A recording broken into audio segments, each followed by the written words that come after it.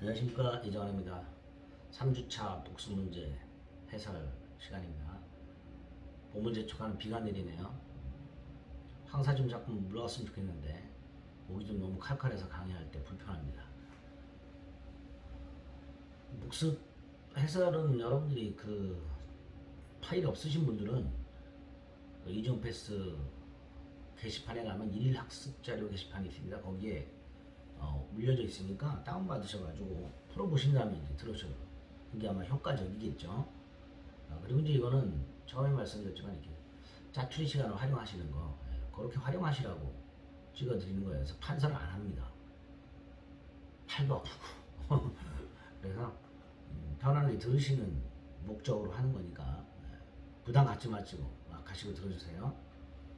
그리고 이왕 들으신 거 구독과 좋아요도 부탁드리겠습니다. 자, 그럼 3주차 하겠습니다.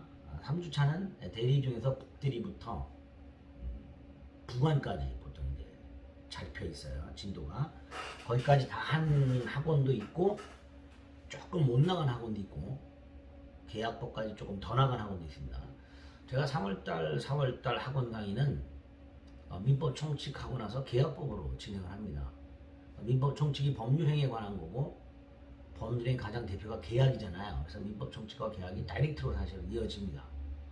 민법 총칙 보고 계약법 보고 그다음에 계약법에 임대차가 마지막에 나오죠. 거기 특별법, 임대차, 특별법, 주택임대차, 상가건물임대차 같이 엮어서 보고 물권법. 물권법 끝나면 물권법에 특별법이 3개가 있죠.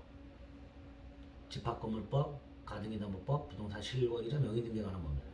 이렇게 이제 진도를 보통 나갑니다. 그 진도에 맞춰서 복습 문제가 올라갑니다. 이제 이번 주는 민법 총칙까지고요. 이제 다음 4주차는 이제 계약법 문제를 푸시게 될 겁니다. 자, 3주차 1문을 봅니다. 본인, 그 대리인 및 복대리인 사이의 법률에 관한 다음 설명 중 옳은 것은 이렇게 되어 있습니다. 복대리는 본인이 대리인에게 부탁을 하죠. 땅을 팔아달라. 대리인이 또다시 복대리인에게 부탁을 합니다. 그러니까 대리인의 부탁을 받아서 본인의 땅을 팔아주는 사람, 이런 사람을 복대리라 하죠. 대리인이 대리인 자신의 이름으로 선임한 본인의 대리인. 잊지 마세요. 복대리 뜻. 동그라미 1번. 대리인이 선임을 합니다. 그런데 본인의 대리인입니다. 따라서 대리인의 이름이 아니라 본인의 이름으로 대리 행위를 해야죠. 그래서 1번 X. 2번 대리인이 본인의 허락을 받아 복대리인을 선임한 경우. 대리인이 본인의 허락을 받아 복대리인을 선임한 경우 당연히 선임 감독에 관한 책임을 지지요. 여기서 대리인은 이제 임의 대리인을 말할 거고요. 임의 대리인의 경우에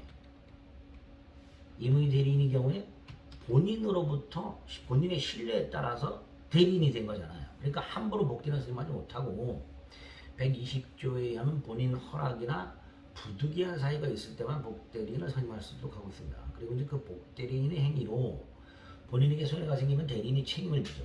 자, 이때 임의 대리인은 복대리인을 잘못 선임하거나, 즉 선임에 과실이 있거나, 또는 감독을 잘못하거나, 즉 감독이 과실이 있을 때 그로 인한 손해만 책임을 지게 됩니다. 그리고 선임 감독상의 책임, 선임 감독상의 과실 책임 이렇게 말합니다. 따라서 2번 X.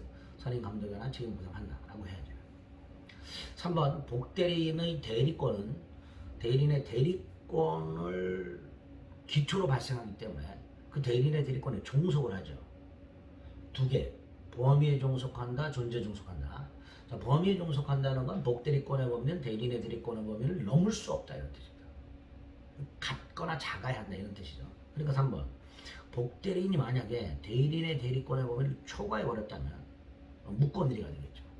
무권대리는 본인에게 무효죠. 그런데 본인은 뭐 할 수 있다? 추인할 수 있다. 이렇게 되죠. 그래서 한 번 더 틀렸죠. 4번 법정 대리는 120조에서 그 책임으로 복대리를 선임할 수 있다. 이렇게 되어 있어요. 그 책임으로 복대리를 선임할 수 있다는 것은 언제든지 아무 이유 없이 무제한 복대리를 선임할 수 있다. 그리고 무조건 무과실 책임을 져라. 그런 뜻이에요. 따라서 법정 대리는 언제든지 복대리를 선임할 수 있습니다. 반면에 임의 대리는 본인 성향이나 부득이한 사유가 있을 때만 복대리를 선임할 수 있죠. 4번이 답이죠. 5번 대리인이 복대리인을 선임했습니다. 그러면 대리권이 소멸하느냐? 소멸하지 않아요. 대리인이 복대리인을 선임했다 하더라도 대리권은 소멸하지 않아. 자, 그 상태에서 만약에 대리인이 사망을 해. 그럼 대리인 사망하면 대리권이 소멸을 하죠. 그럼 복대리권도 소멸하죠. 좀 전에 복대리권은 대리인의 대리권에 종속한다고 했고 범위에 종속하고 존재에 종속한다고 했어요. 그 중에 존재 종속이 그런 뜻입니다. 대리권이 소멸하면 복대리권도 소멸한다. 그런 뜻입니다. 5번 틀렸죠? 2번 갑소유 토지에 대하여 대리권 없는 의리. 대리권 없는 의리니까 무권대리죠. 상대방 병에게 갑이 대리인이라고 하면서 매매계약을 체결했다. 자, 무권대리고 본인에게는 유동적 무효 상태고 본인에게 추인권과 추인 거절권이 있고 상대방에게 최고권과 철회권이 있죠. 1번 의뢰 대리 행위는 대리권 없는 자의 대리 행위니까 원칙적으로 갑에게 무효다. 단 유동적 무효죠. 2번 자 이때 병은 선악불문하고 대리인에게 대리권이 없다라는 사실을 몰랐던 알았던 본인에게 무권들이 아닙니다. 본인에게 추인할지 여부의 확답을 최고 물어볼 수 있습니다. 이때 본인이 상당한 기간의 확답을 바라지 않으면 발신주의죠. 추인을 거절한 것으로 보죠. 2번이죠. 3번 갑은 무권 대리행위를 추인할 때 무권 대리인에게 해도 되고 상대방에게 해도 되고 그 상대방의 승기인에게 해도 되죠. 무상승 이렇게 요시자고 했죠. 따라서 갑은 추인의 의사표시를 을뿐만 아니라 병에게도 할 수 있습니다. 한번 4번 을이 대리권을 증명하지 못하고 자 을이 대리권을 증명하지 못했다는 건 무권 대리고 이런 뜻이죠. 그럼 갑의 추인을 얻지 못하면 을은 상대방의 선택 을 자신이 아니라 상대방의 선택에 따라 계약을 이행하던가 손해를 배상할 책임이 있게 됩니다.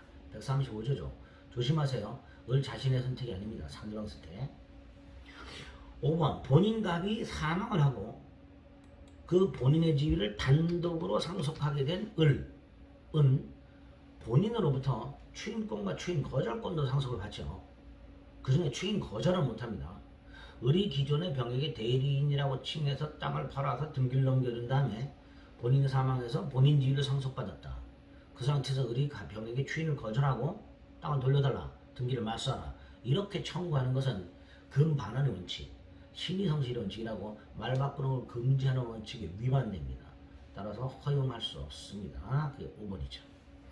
그래서 4번이 틀린 질문입니다. 3번 표현대리라고 되어 있는데 표현대리는 무권대리지만 본인에게 유효가 되는 거죠. 첫째, 직접 상대방이 주장해야만 본인에게 유효하다. 두 번째, 직접 상대방이 소송에서 유권대리만 주장하고 있다면 그 유권대리에 관한 주장 속에는 무권대리 일증인 표현대리에 관한 주장은 포함되어 있지 않기 때문에 법원은 직권으로 표현대리를 판단하지 않는다는 것. 그 다음에 상대방이 표현대리를 주장해서 법원이 그걸 인정하게 되면 본인은 전적인 책임을 지고 상대방 과실 따위를 상대해서 본인 책임을 감경하지는 않는다는 것. 네 번째, 표현대리 행위가 강행규정을 위반하게 되면 절대적 무효이기 때문에 표현대리를 적용하지 않는다는 것. 이런 거 기본적으로 기억나셔야 되고요. 표현대리 유형이 세 가지가 있죠. 125조 대리권 수여의 표시한 표현들이, 126조 권한을 넣은 표현들이, 129조 권한 소멸의 표현들이 세 가지가 있죠. 기업 건물의 관리를 위임받은 대리인이 팔아버렸으니까 권한을 넘었죠. 2번 대리행위 상대방으로부터 전득한 사람. 자, 표현대리라는 것은 무권 대리인과 거래행위란 직접 상대방이 선의 무과실이라는 것을 전제로 그 직접 상대방만을 보호하는 제도입니다. 따라서 직접 상대방만 표현대리를 주장할 수 있습니다. 딱 한 사람 표현대리. 따라서 직접 상대방의 전득자는 아무리 선의 무과실이라 하더라도 그 니은에 있는 정당한 이유가 바로 선의 무과실이죠. 선의 무과실이라 하더라도 표현대리를 주장할 수가 없습니다. 니은X는 디귿이 대리권 수여 표시한 표현들이죠. 대리권 수여 표시란 수권인가 없어요. 갑이 그렇게 대리권을 준 적이 없어. 그런데 자신의 명칭이나 직함 따위의 사용을 승낙 또는 묵인을 해버려요. 대리권은 준 적이 없는데 자신의 명칭 따위를 쓰라고 허락을 해버려요. 그러니까 다른 사람이 왔을 때는 마치 대리권을 준 것처럼 보인단 말이죠. 이런 게 대리권 수여 표시라고 하는 거예요. 그러니까 디귿 대리권을 추측할 만한 저 사람이 대리권을 줬구나 라고 생각할 만한 직함이나 명칭 등의 사용을 승낙 또는 묵인하는 경우 이게 전형적인 대리권 수요 표시가 됩니다. 따라서 이러한 사정만으로도 승낙 또는 묵인한 사정만으로도 디귿 대리권 수여 표시가 있는 것으로 볼 수 있다 이렇게 되죠. 리얼 대리권 수여라고 되어 있죠. 수여 표시가 있는 수여까지 있으면 수권행위입니다. 수권행위는 분류식이라고 했죠. 그래서 우리 대법원에 의하면 말로 부탁을 하든 카톡으로 부탁을 하든 서면으로 부탁을 하든 뭐뭘 해달라고 부탁하는 행위, 의뢰하는 행위, 이게 수권행위죠. 부동산 매각을 부탁하면서 위임장 같은 걸 써줬을 때 이 위임장을 주는 거, 이거는 수권행위 아니에요. 그 자체가 수권행위 아니죠. 부탁하는 행위 자체가 수권행위입니다. 따라서 인감증명서 따위나 위임장을 줬다는 것만으로 대리권 수여, 즉 수권행위가 있다고 보기는 어렵다 이렇게 되겠죠. 그래서 옳은 것은 기억하고 리을 두 가지가 되겠죠. 4번 무효 취소. 자, 1번 무효는 그냥 무효고요. 시간이 아무리 흘러도 무효입니다. 하지만 취소할 수 있는 행위는 146조에 의하면 법률에 의한 날부터 10년, 추인할 수 있는 날, 취소 원인이 소멸한 날, 예를 들어 미성년자라면 성년자가 된 날로부터 3년 내에 행사해야 되고요. 그 기간이 지나면 취소를 못합니다. 또 그 기간 내에 취소하면 그때부터가 아니라 처음부터 효력이 없다는 거예요. 그때부터. 자, 1번은 그때부터 여기가 틀렸죠.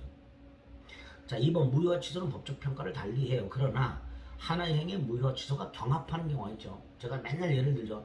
만취한 의사무능력, 미성년자가 제한능력, 부모등록 없이 계약을 했다. 그럼 만취했음을 이유로 무효를 주장할 수도 있고요. 미성년자였음을 이유로 취소할 수도 있죠. 이걸 무효와 취소의 이중효 이렇게 부릅니다.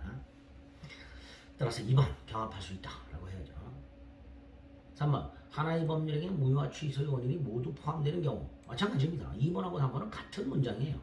따라서 당사자는 무효를 주장할 수도 있고 취소할 수도 있고 이렇게 되죠. 4번은 법률에게 일부가 무효라면 우리 137조에서 뭐라고 되어 있어요?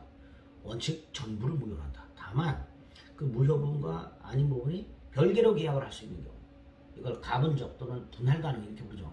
그리고 당사자의 가상적 의사 무효 부분이 없었다 하더라도 나머지만이라도 계약을 했었을 것 그러면 일부가 무효가 되죠. 따라서 4번도 X. 자, 5번 취소는 취소권자 그게 특정인이죠. 취소권자가 취소를 주장할 때 무효가 되죠. 반면에 무효는 누가 주장하지 않아도 당연히 무효죠. 5번이 옳은 질문이 되겠습니다. 자, 5번 조건부 행위. 조건은 이제 부관이죠. 부관의 일종인데 조건에 따라서 그 법률행위 효력이 발생하기도 하고 소멸하기도 하죠. 정지조건의 경우 정지조건이 발생 즉 성취가 되면 법률의 효력이 그때부터 효력이고요. 해제조건의 경우 조건이 성취가 되면 그때부터 효력을 잃죠. 이렇게 장례를 원칙으로 합니다. 147조 1항과 2항. 다만 147조 3항에서 1번 같은 규정을 두고 있죠. 당사자가 조건 성취 효력을 그 성취 전에 소급하게 할 의사를 표시한 때는 그 의사 표시에 의한다. 당사자 의사에 의한 소급표가 인정이 됩니다. 자, 2번. 이건 거의 암기하다시피 해야 된다 그랬죠. 조건이 법률행위 당시에 이미 성취한 것. 이게 뭐예요? 기성조건. 자, 기성조건이 해제조건인 경우, 기성조건이 정조건인 경우. 자, 기성조건이 정조건인 경우, 기정조. 조건 없는 행위로 유효. 기해무. 무효. 이렇게 되죠. 그러니까 2번 틀렸죠. 조건이 법률행위 당시에 이미 성취한 것, 기성조건. 그 조건이 해제조건이나 기해무죠. 그러니까 그 조건이 해제조건이면 무효로 하고 이렇게 해야 되죠. 그 다음에 기성조건이 정조건이면 기정조니까 그 법률행위는 조건 없는 행위로 한다. 이렇게 해야 되죠. 2번 틀렸죠. 공식처럼 암기하시자 그랬죠.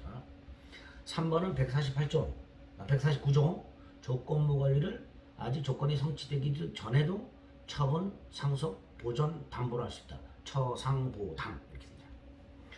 4번은 반시행위죠. 아니다. 148조 조건부 권리 침해 금지죠.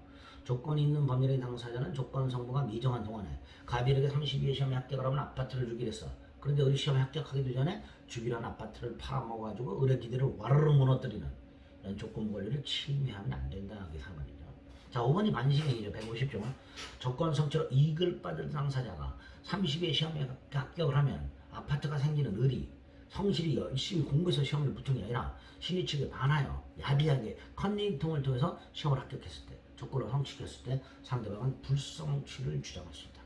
그래서 조건과 관련된 것들은 조문 쫙 암기하시면 충분히 맞출 수 있다 라고 말씀을 드렸습니다. 전부 조문이죠. 따라서 그래서 2번이 틀린 질문이다. 이렇게 될 겁니다. 이번에는 조금 해설이 길었어요. 보통 한 10분 내외로 해설을 하려고 했는데 뭐 문제가 조금 길거나 설명이 좀 필요한 것들은 10분을 좀 오버할 수도 있고 10분이 안 될 수도 있으니까 길어지네. 듣지 말아야지 그렇게 생각하지 마시고 짬짬이 들으시면 되죠. 길지 않으니까 자꾸 반복해서 듣다 보면 인이 백인다고 말씀을 드렸습니다. 예, 자꾸 반복해서 들어주시길 부탁드리겠습니다. 구독과 좋아요 잊지 마시고요. 4회차에서 뵙겠습니다. 수고하셨습니다.